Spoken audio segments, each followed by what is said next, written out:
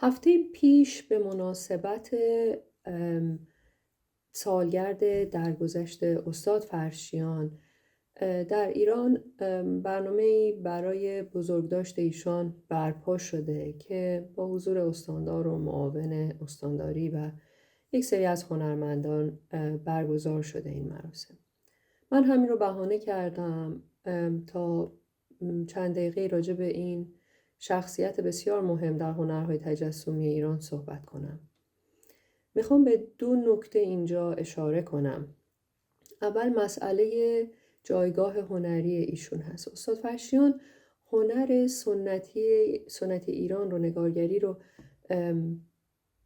در محضر بهترین استادهای زمان اون موقع فرا گرفتن و با نبوغی که داشتن کاملا بر تکنیک مسلط بودند و بعد به اروپا سفر کردند و هنر نقاشی رو از اساتید اروپایی آموختند و تحت تاثیر یک سری از هنرمندان اروپایی به هر حال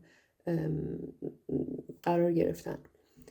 مسئله‌ای که هست اینی که ایشان یک تحول بزرگی در واقع در هنر نگارگری ایران به وجود آوردن و این هنر رو با یک چهره جدید به دنیا نشون دادن.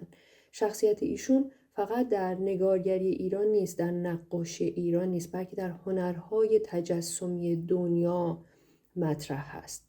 خطوطی که ایشون در کارها به نوع قلمگیری هایی که استفاده میکنن با در واقع خطوط دکونینگ رو ما میتونیم در آثار ایشون ببینیم، اما با یک حرمت ایرانی، با یک حرمت شخصی و اون قداست هنر ایرانی در واقع و رنگ هایی که ایشون در کارها استفاده میکنن، علاوه بر این که خب هنر نگارگری خودش بسیار از نظر رنگ غنی هست، اما از نظر دیگه واقعا میشه با کارهای امپرسیونیست کارهای ایشون رو مقایسه کرد در از نظر قدرتی که در رنگ دارن و تأکیدی که بر رنگ ها دارن.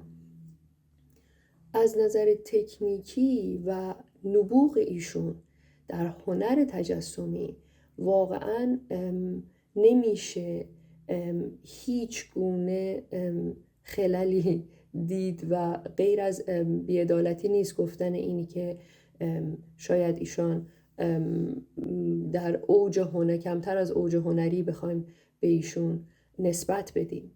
مسئله بعدی مسئله باورهای ایشون بوده. فرشیان هنرمندی بوده که به گفته نزدیکانشون از جمله استاد اردشیر مجرد تاکستانی، ایشان قبل از انقلاب و بعد از انقلاب همیشه یک رویه رو داشتن، بر باورهای خودشون بودن، باورهای دینی داشتن و هیچ آمد و رفت حکومت یا سیاست ها برایشون هیچ تأثیری نداشته. اینو در گذشته خانوادگی ایشون هم میشه دید، اینی که یک نفر بر مبنای باورهای خودش کارهای بسیار بسیار قوی رو میآفرینه. دلیلش به هیچ عنوان این نیست که به هیچ گروه و دسته و جناحی تعلق داره.